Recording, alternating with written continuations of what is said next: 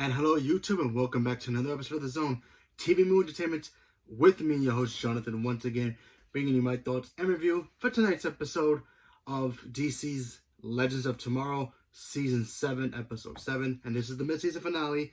It will take its break for the holiday season, which we know, and it will come back sometime in January or February or whatever. So, if you haven't seen it, spoilers. Okay, so we all know that the team, they found the scientist, which, spoiler alert, is played by the same guy who played Constantine. And they found his time machine. They helped him get it ready. They tried to disappear, and things got out of hand.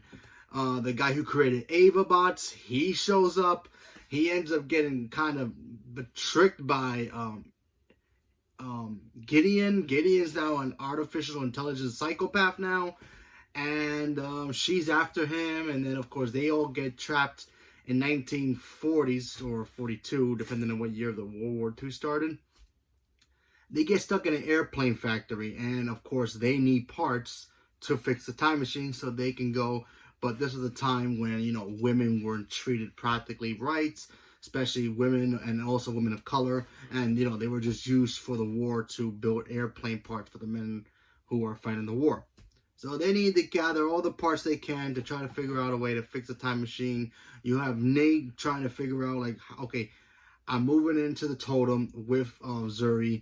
We're going to live happily ever after. But apparently there's other spirits inside the totem. And they want to make sure he's ready to meet the ancestors to get their approval and love, I guess. So Barut starts, training him to be, proper and all that, and the etiquette stuff of their culture, so that's cool.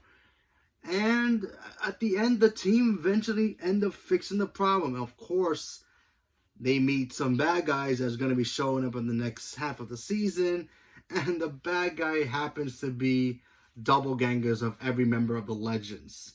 That's right, there's another Ava, there's another Sarah, there's another Zuri, there's another Nate, another Gary. They're all here. Who built them? My guess had to be Gideon. And they were riding another Wave Rider, the same Wave Rider that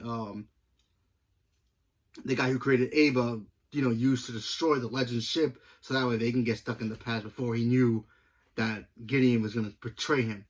So he goes, he's dead now apparently, so I guess they're going to meet up another version of him in another time period. He's dead, and now they're another Legend team going after our Legends that we all know and love.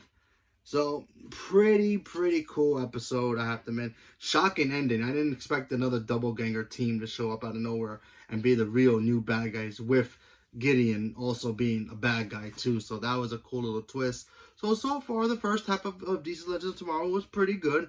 So, hopefully they can continue that path and, be in the next season, be awesome.